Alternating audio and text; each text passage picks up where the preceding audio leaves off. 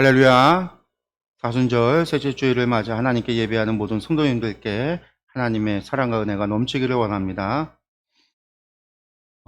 오래전 이야기입니다. 아마 제가 결혼을 하고 대학원을 다니면서 제가 충주에서 전도사로 있을 때였을 겁니다. 제가 이제 충주에서 생활을 하다 보니까요, 친구들이 고향에 내려오면 가끔 만나곤 했어요. 물론 이제 친구라고 하면 다들 이제 교회 다니는 친구들이기 때문에 주일이면 고향에 오면 다 교회 오잖아요. 그러니까 교회에서 보는데 이 친구는 이제 대학에 간 뒤로는 거의 만나지를 못했던 친구였어요. 어쩌다 가끔 봤고 한동안 오래 보지 못했습니다. 주일학교부터 시작해서 중고등부까지 계속해서 같이 신앙생활을 하고 늘 또 제가 뭐 중고등학교 때 임원도 같이 하고 늘 학교를 마치면 교회에서 함께 기도하고 공부도 하고 그러던 친구였어요. 오랜만에 만난 이 친구는요, 그 사이 결혼도 했는데 대화를 하는 도중에 이 친구가 교회에 다니지 않는다라는 것을 알게 됐습니다. 그 말을 듣고 저는 매우 놀랐어요. 분명 주일학교부터 고등학교 때까지 줄곧 신앙생활을 했었고 임원도 했어요. 교회에서 정말 열심히 봉사를 하고 열심히 신앙생활을 했었던 사람입니다. 저희가 신앙생활, 저희 뭐 수련회나 그런 걸 하면은요, 산기도도 정말 열심히 했고요. 교회에서 기도회나 뭐 이런 것들, 뭐 그런 옛날이 그렇잖아요. 제가 뭐 고등학교 때만 해도 지금으로부터 거의 뭐 중고등학교 때면 거의 30년 전이니까 산기도도 하고 기도회도 하고 방언도 하고 부흥회도 쫓아다니고 교회 부흥회만 하는 게 아니라 충주시 연합 부흥회하다고 하면 연합 부흥회도 가고 다른 교회 부흥회도 쫓아다니고 정말 열심히 신앙생활을 했었거든요. 제가 다른 친구들은 몰라도 그 친구만은요, 대학에 가도 결혼을 해도 교회는 계속 다닐 거다. 교회를 떠날 것이라고는요, 한 번도 생각을 해본 적이 없어요. 그러니 정말 놀랄 수밖에 없었죠. 그래서 제가 그 친구에게 교회 나가야지, 왜 교회 나가지 않느냐, 이런 말을 했습니다. 그 친구는요, 그냥 넘겨버려요. 그 이후로 몇 번 더 만날 기회가 있었어요. 그때마다 교회 나가라, 그런 말을 했습니다. 제가 또 전도사니까요. 당연히 교회 나가라고 해야 되잖아요. 저 전도사니까. 또 친구니까 또 당연히 그래야 되잖아요. 근데 그 친구가 어느 날 저에게 화를 내는 거예요. 왜 내 부모님도 나에게 교회 나가라는 말을 하지 않는데 자꾸 네가 뭔데 나한테 교회 나가라고 그러냐는 거예요. 내가 지금 결혼해서 정말 행복하게 살고 있는데 교회 나가지 않으니까 주말에 얼마나 좋은지 네가 아느냐고 그러면서 저한테 그러는 거예요. 예전에 교회 안 나가면 큰일 날 줄 알았지만 지금 교회 나가지 않으니까 너무나 행복하고 정말 좋다라는 거예요. 제가 그 얘기를 듣고요, 저는 더 이상 아무 말도 할 수가 없었습니다. 그 뒤로 그 친구와는 더 이상 만날 수가 없었어요. 음, 들리는 소문에는 뭐 여전히 교회에 나가지 않고 있다. 그런 소리를 들었고, 뭐 그 뒤로는 한 15년 이상을 소식을 못 들었습니다. 그때 도대체 왜 그럴까? 그런 고민을 했어요. 그렇게 열심히 신앙생활을 하고 기도도 했고 교회에 다녔고 그렇게 많은 일들을 교회 안에서 경험을 했는데 왜 그렇게 변했을까? 대학에 가서 그렇게 된 걸까? 많은 학생들이 초등학교에서 중학교 올라가면서 신앙을 잃고 중학교에서 고등학교 올라가면 신앙을 잃고 또 고등학교에서 대학을 가면 또 많이 신앙을 잃어요. 그래서 점점 이제 우리가 교회에서 보면 예전에는 주일학교가 많고 중고등부가 올라갈수록 인원이 줄어들잖아요. 이렇게 줄어들다가 청년이 되면 다 줄어드는 뭐 그런 걸 보면서 그게 당연한가? 그래도 그냥 부모님 따라서 교회 나오다가 그렇게 신앙 경험도 없이 열심히 그냥 다닌 게 아니라 주일만 억지로 끌려다니다가 신앙 떠나가는 거는 있을 수 있어도 그렇게 열심히 다녔는데 왜 저렇게 됐을까라는 고민을 하게 된 거죠. 그리고 결국 대답은요, 다른 게 아니에요. 교회 열심히 다니고 신앙생활을 한다고 하고 기도 생활도 열심히 했지만 거의 매일 하루도 빠지지 않고 열심히 기도를 했어요, 고등학교 때. 그런데 결국은 무엇이었냐면 결국은 하나님을 만나지 못했던 거였구나라는 답이었어요. 교회를 다녔지만 예수님을 만나지 못한 거였고 예수님을 결국은 믿지 못한 거였구나라는 거였습니다.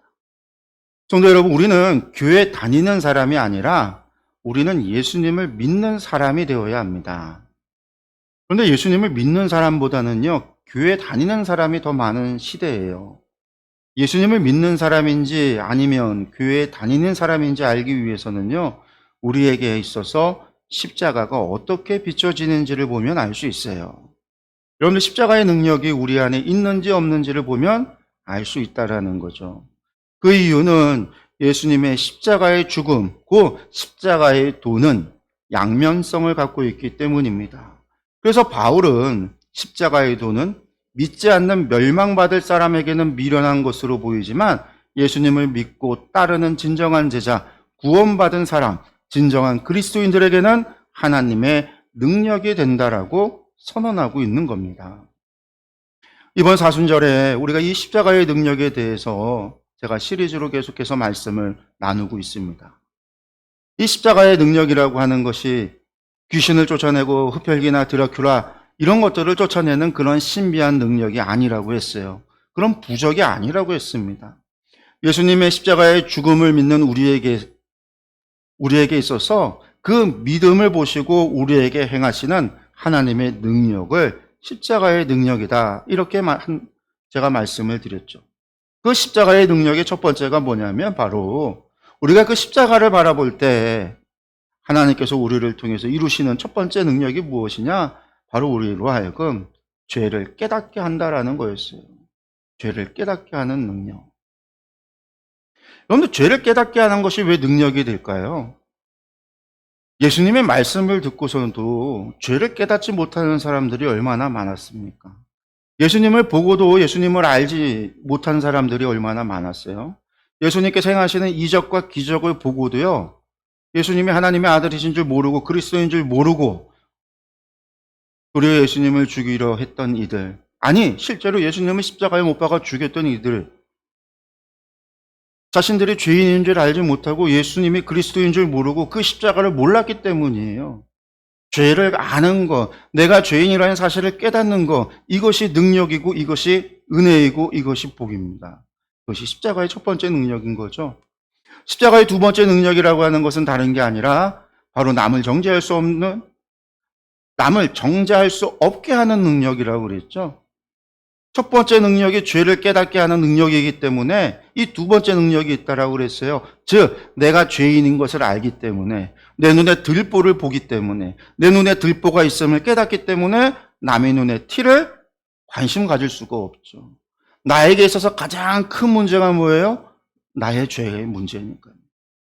지금 당장 나의 죄의 문제가 내 발등에 떨어진 불인데 다른 것을 신경 쓸 수 있을까요? 없다라는 거예요. 그게 십자가의 능력. 하나님과 우리 사이의 관계를 회복함에 있어서 가장 중요한 것은 그 바로 죄의 문제인데, 그 죄의 문제를 깨닫고 나니까 다른 것은 아무것도 보이지 않는다라는 거죠. 그렇기에 그 누구도 정죄할 수 없고 그 무엇도 비판할 수 없어요. 최우선적으로 나의 죄의 문제를 가지고 하나님 앞에 나아갈 수밖에 없다라는 거예요. 그게 십자가의 능력이에요. 우리로 하나님 앞에 회개의 자리로 이끄는 거. 오늘 우리는요, 이 십자가의 세 번째 능력에 대해서 함께 생각해 보려고 합니다. 이 세 번째 능력 또한 너무나 중요합니다. 그럼 세 번째 능력은 무엇이냐? 그러면 세 번째 능력이라고 하는 것은요, 십자가의 능력은 바로 하나님의 사랑이 믿어지게 하는 능력이에요. 하나님의 사랑이 믿어지게 하는, 십자가는 우리로 믿음을 갖게 합니다.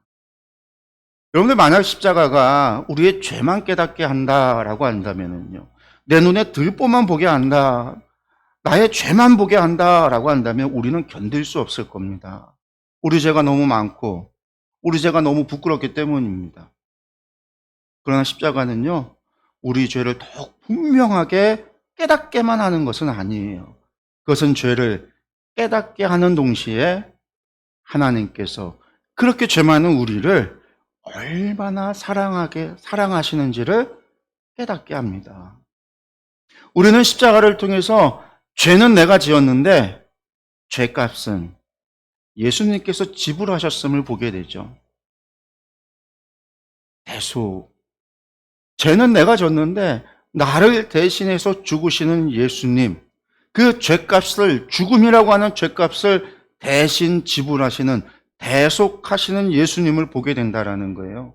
그리고 이것이 바로 하나님의 사랑으로 이루어진 은혜라는 것을 깨닫게 돼요. 이때 이 은혜가 믿어지는 것, 여러분들 이것이 십자가의 능력입니다. 그렇습니다. 십자가는 십자가의 은혜를 믿어지게 합니다. 십자가의 말씀이란 우리가 하나님의 그 넘치는 사랑으로 용서의 은혜를 받았다라고 말씀해주고 있습니다.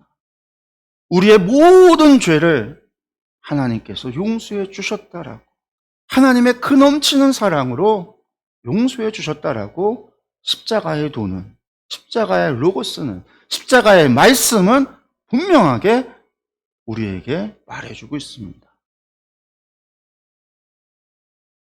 이사야는요, 이 은혜에 대해서 다음과 같이 말합니다. 이사야서 53장 4절에서 6절의 말씀입니다. 말씀을 함께 같이 읽겠습니다. 그는 실로 우리의 질고를 지고 우리의 슬픔을 당하였거늘 우리는 생각하기를 그는 징벌을 받아 하나님께 맞으며 고난을 당한다 하였노라. 그가 찔림은 우리의 허물 때문이요 그가 상함은 우리의 죄악 때문이라. 그가 징계를 받음으로 우리는 평화를 누리고 그가 채찍에 맞음으로 우리는 나음을 받았도다. 우리는 다 양 같아서 그릇 행하여 각기 제 길로 갔거늘 여호와께서는 우리 모두의 죄악을 그에게 담당시키셨도다. 아멘. 여러분들, 십자가의 도가 멸망한 자들에게 미련한 것인 이유가 무엇이겠습니까? 예수님께서 질고를 당하고, 예수님께서 찔림을 당하고, 예수님께서 상함을 당하고, 예수님께서 채찍질에 맞음은 예수님께서 징벌을 받아 그렇게 되었다라는 거죠. 그러나 구원을 받은 우리에게 있어서는 그렇지가 않습니다. 구원을 받은 우리에게 있어서는, 진정한 그리스도인에게 있어서는, 진정한 성도에게 있어서는 결코 그렇지가 않다라는 거예요. 예수님은 우리의 질고를 지고 우리의 슬픔을 당하신 겁니다. 예수님께서 찔림을 당하신 것은 우리의 허물 때문입니다. 예수님께서 상함을 당하신 것은 우리의 죄악 때문입니다. 예수님께서 징계를 받으신 것은 우리로 평화를 누리게 하기 위함입니다. 예수님께서 채찍에 맞으심은 우리의 상함을 치유하게 하시기 위함입니다. 그래서 하나님께서 우리의 죄악을 예수님께 담당시키셨습니다. 아니요. 말을 바꾸세요. 예수님은 나의 질고를 지고 나의 슬픔을 당하신 거예요. 예수님께서 찔림을 당하신 것은 나의 허물 때문입니다. 예수님께서 상함을 받은 것은 나의 죄악 때문입니다.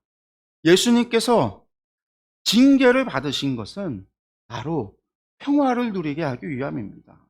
예수님께서 채찍에 맞으심은 나의 상함을 치유하기 위함입니다. 그렇게 하나님께서 나의 죄악을 예수님께 담당시키셔서 예수님께서 십자가에 못 박혀 죽으셨습니다. 그것이 십자가의 말씀이에요. 우리에게 말해주는, 십자가의 도가 우리에게 말해주는 하나님의 능력입니다. 이 모든 것이 값없이 저와 여러분들에게 주어진 은혜입니다. 성도 여러분, 교회에서 늘 은혜라는 말을 해요. 은혜라는 말에는요, 반드시 두 가지 내용이 들어가야 합니다. 하나는 받을 자격이 없다라는 거예요. 받을 자격이 있어서 받는 것은요, 대가예요. 받을 자격이 없이 받는 것이 은혜입니다. 또 다른 하나는요, 넘치는 사랑을 받았다라는 거예요. 다시 받아서 받을 자격이 전혀 없는 자에게 넘치는 사랑이 부어지는 것, 이것을 은혜라고 말합니다. 여러분들, 이러한 은혜가 주어진 것이 십자가의 사건입니다.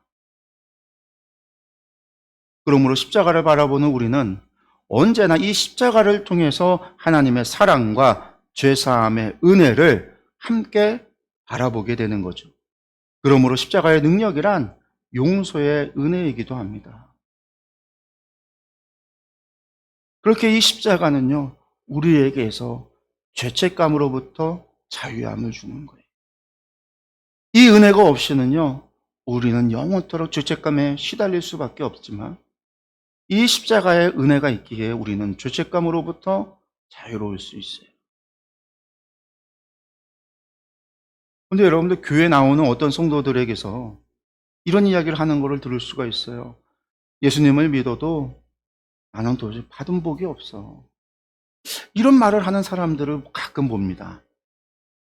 그런데 이 사람은요, 예수님을 믿는다고 하지만 아직 십자가의 능력으로 예수님을 전혀 알지 못하는 사람입니다. 여러분들, 정말 십자가의 능력을 안다면 자신이 예수님을 믿고 얼마나 큰 복을 받았는지, 하나님께서 자신을 얼마나 사랑하는지를 모를 수가 없어요. 우리는 하나님의 사랑과 은혜를 자신의 삶 가운데 벌어지는 일이나 되어가는 일을 보고 그때그때 판단을 해요. 뭔가가 좀 잘 되면 하나님께서 나를 사랑하시나 보다. 뭔가 좀 일이 좀 성공해갖고 성적이 좋아지고 좋은 학교에 가고 좋은 진학을 하고 뭔가 좀 잘 되면 내가 좀 복을 받나 보다. 기도가 응답이 되나 보다. 그러다가 일이 조금만 어려워지고 성적이 조금만 떨어지고 몸에 조금만 질병이 오고 뭔가 조금만 어려운 일이 생기기만 하면 하나님께서 왜 나를 이렇게 힘들게 하시나? 하나님의 사랑을 의심합니다. 그것이 조금만 길어지잖아요? 하나님을 의심해요. 이런 사람은요, 아직도 십자가의 능력으로 예수님을 믿는 사람이 아니에요. 하나님의 사랑은 매 순간 확인할 것이 아니에요. 여러분들, 하나님의 사랑은 이미 확증된 사실입니다. 이에 대해서 사도 바울은 분명하게 말씀했어요. 로마서 5장 6절에서 8절의 말씀입니다. 그 말씀 같이 읽겠습니다. 우리가 아직 연약할 때의 기약대로 그리스도께서 경건하지 않은 자를 위하여 죽으셨도다. 의인을 위하여 죽는 자가 쉽지 않고 선인을 위하여 용감히 죽는 자가 혹 있거니와 우리가 아직 죄인 되었을 때 그리스도께서 우리를 위하여 죽으심으로 하나님께서 우리에 대한 자기의 사랑을 확증하셨느니라. 아멘. 하나님께서 나를 사랑하셔서 우리가 믿기도 이전에, 또 우리가 아직 죄인이었을 때에 예수님께서 십자가에서 죽으심으로 하나님의 사랑을 확증하셨다라는 거예요. 그렇습니다. 저와 여러분은 이미 죄사함을 받았습니다. 하나님께서는 저와 여러분의 죄를 위하여 독생자를 대속의 제물로 주셨습니다. 예수님께서는요, 죽기까지 순종하셨어요. 성도 여러분, 무엇이 부족합니까? 도대체 무엇이 부족하여 나는 받은 복이 없다, 이런 말을 하시겠습니까? 이 말이 얼마나 하나님 앞에 불경한 말이고 하나님 앞에 죄된 말인지 아십니까? 저희가 수요일날 성경 공부하는 중에 있죠. 지금 레위기를 공부하고 있는데 화목제를 말씀을 드리면서 제가 그 얘기했어요. 쉘라임. 이 화목제라고 하는 말이 샬롬에서 나왔는데 이 평화, 화목이라고 하는 것, 평강, 샬롬이라고 하는 것은요, 대가를 지불해야 되는 거예요. 대가 없는 샬롬은 없어요. 그럼 그 화목 제물에 있어서, 제물로 드려지는 것에 있어서 무엇이 하나님께 드려지는 대가냐면 가장 귀한 것. 그 제물의 가장 귀한 것. 그래서 기름과 콩팥과 깡과 장기를 갖다가 화제로서 하나님 앞에 올려드리는 거예요. 그게 화목제의 의미예요. 성경은 하나님께서 예수님을 화목 제물로 우리에게 주셨다라고 말씀하셨어요. 당신에게 있어 가장 귀한 것을 우리에게 주셨다라는 거죠. 독생자 예수 그리스도. 도대체 무엇을 더 하나님 앞에 바라고 요구하십니까?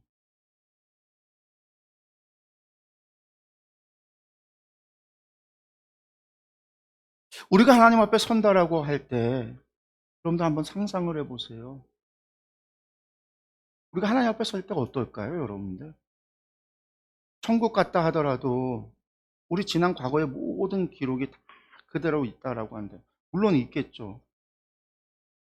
계시록에 보면 하나님의 생명록에 이름이 적혀 있는 생명록이 있고, 우리의 행위가 다, 우리의 삶의 모든 행위가 기록되어져 있는 행위록이 있다라고 그래요. 그 행위록을 가지고 하나님이 우리를 판단하고 심판을 해요. 그런데 우리 지난 과거의 기록이 그대로 다 있다. 영원히 그게 남겨져 있으면 얼마나 괴롭겠어요.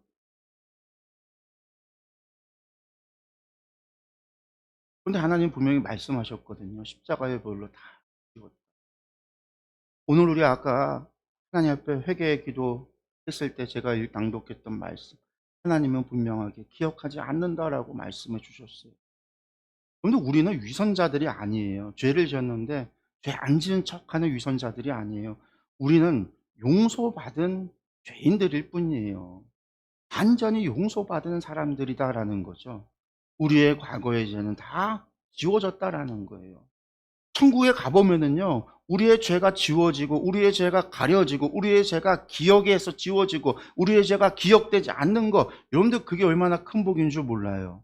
우리의 죄가 용서받았다라는 것이 얼마나 큰 복인 줄 몰라요. 그 자리에 서 보면은요, 그렇게 하나님 앞에 구원받은 것이 얼마나 큰 복인 줄 몰라요. 그 앞에 있으면요, 다른 복은 아무 의미가 없잖아요. 물질의 복이, 건강의 복이, 성공의 복이 다 귀하겠지만, 죄 사함의 복보다, 우리를 정결하게 하고 우리를 거룩하게 하는 복보다, 우리의 허물을 씻어주고 우리의 부정함을 씻어주고 우리를 정결하게 해주는 복보다 더 거룩한 복, 더 귀한 복은 세상에 없다라는 거예요. 속죄함의 은혜가 가장 큰 복이라는 거예요. 하나님과 우리를 화해시키는 그 속죄함의 복이 가장 큰 복이라는 거예요. 하나님은 이를 위해서 예수 그리스도를 제물로, 화목의 제물로 우리의 죄값으로 지불을 하셨다라는 거예요. 그래서 시편 32편 1절에 허물의 사함을 받고 자신의 죄가 가려진 자가 복이 있다라고 시편의 기자는 노래를 해요. 하늘나라에서는 용서받고 가려지고 지워지고 다 잊혀진 자, 그런 자가 복이 있다라는 거예요. 성도 여러분, 죄사함의 확신이 어디서 옵니까? 그 믿음이 어디서 옵니까? 여러분들, 그것이 바로 십자가에서 오는 거예요. 내가 용서받았다라는 확신이, 그 믿음이 십자가에서 오는 거예요. 우리가 십자가를 바라보고 십자가를 생각하며 십자가를 묵상할 때 하나님의 그 사랑과 독생자를 주시기까지 우리를 사랑하시는 하나님의 그 사랑 때문에 내가 확신을 가질 수 있는 거예요. 그 예수님을 독생자 예수 그리스도를 통해서, 그분의 죽으심을 통해서 내가 죄사함을 받았다라는 확신을 갖게 되는 거예요. 그 하나님의 사랑과 주님의 죄사함의 은혜가 깨달아지고 믿어지는 것, 여러분들, 그것이 십자가의 능력입니다. 성도 여러분, 여러분들 가운데 아직도 죄사함의 믿음과 확신이 없다라고 한다면 십자가를 바라보시기 바랍니다. 십자가를 묵상하시기 바랍니다. 하나님의 사랑과 주님의 죽으심을 묵상하고 또 묵상하시기 바랍니다. 그러면 반드시 믿어지게 될 겁니다. 여러분들, 그것이 십자가의 능력입니다. 그렇습니다. 십자가는 하나님의 사랑을 나타내는 가장 강력한 표징이고 상징입니다. 십자가에 달리신 예수님은 하나님의 독생자이신데, 하나님은 가장 아끼는 독생자를 우리의 죄값으로 주셨습니다. 도저히 상상도 할 수 없는 그 놀라운 하나님의 사랑. 성도 여러분, 이 하나님의 사랑이 모든 사람을 변화시키는 하나님의 능력입니다. 이전의 삶이 어떠했던지, 어떤 출신이었던지 어느 것도 하나님께 나아가는데 방해가 될 수 없습니다. 하나님의 사랑은 우리의 모든 것을 용납하고 받아들이며 변화시키는 힘이 되고 능력이 됩니다. 그것이 하나님의 사랑의 능력입니다. 그것이 십자가의 능력입니다. 사랑하는 성도 여러분, 십자가에 담긴 하나님의 사랑을 알고 나면은요, 불평했던 것, 원망했던 거, 낙심했던 거, 열심 없이 신앙생활을 했던 거, 헌신하지 못했던 거, 여러분들 그것이 죄였음을 깨닫게 돼요. 십자가는 우리에게 하나님의 사랑을 알게 하고 하나님의 사랑은 우리로 죄를 깨닫게 합니다. 그러므로 우리를 진실로 회개로 인도합니다. 결과적으로 십자가는요, 우리를 회개로 이끌어요. 이뿐이 아니라 십자가는 하나님의 사랑을 깨닫게 하죠. 그 사랑을 알고 나면 하나님께서 베풀어 주신 은혜를 믿게 합니다. 그렇습니다. 십자가는 하나님의 은혜를 믿게 하는 능력이 있습니다. 그 은혜가 믿어질 때 나아가 하나님께서 약속하신 복에 대해서 확신을 갖게 돼요. 독생자 예수 그리스도를 주시기까지 나를 사랑하시는 하나님, 천하보다 나를 더 귀하게 여기시는 하나님의 그 사랑이 믿어질 때 우리는 하나님의 약속도 믿을 수 있고 하나님의 말씀을 믿을 수 있는 거예요. 그리고 그 믿음과 확신은요, 우리로 세상을 이길 수 있는 힘을 갖게 합니다. 그 믿음이 우리의 힘과 능력이 돼요. 여러분들, 그것이 십자가의 능력입니다. 성도들 가운데 하나님의 사랑을 받으면서도 열등감, 좌절감, 낙심에 사로잡혀 사는 사람들을 보게 되죠. 죄 용서와 구원의 믿음은 있는데 하나님의 약속하신 복을 믿지 못하는 성도들도 있습니다. 분명히 알아야 합니다. 하나님께서 약속하신 복을 믿을 때부터 그 믿음은 능력이 되고 기적이 됩니다. 두려운 것도 염려도 사라집니다. 걱정도 근심도 사라집니다. 좌절과 절망도 없어집니다. 이 믿음에서 진정한 감사가 나와요. 성도가 열등감, 좌절감, 낙심에 빠지는 것은 그 사람의 여건과 형편이 힘들고 어렵기 때문이 아니라 하나님을 진정으로 믿지 못하기 때문입니다. 성도 여러분, 이러한 깨달음과 믿음이 어디에서 옵니까? 바로 십자가입니다. 십자가의 도 이외에, 십자가의 말씀 이외에 하나님께서 우리에게 베푸신 그 놀라운 은혜를 완전히 깨닫게 해줄 수 있는 것은 없습니다. 그러므로 십자가의 말씀이 하나님의 능력이 되는 거예요. 구원받은 자에게 있어 십자가는 하나님의 능력이 되는 겁니다. 사랑하는 성도 여러분, 사순절 셋째 주일이 지나고 있습니다. 이 남은 기간 십자가를 바라보시고 십자가가 우리에게 보여주며 우리에게 말씀하시는 것이 무엇인지를 귀를 기울이시기 바랍니다. 그렇게 십자가의 말씀이 우리에게 있어 하나님의 능력이 되기를 간절히 소망합니다. 기도하겠습니다.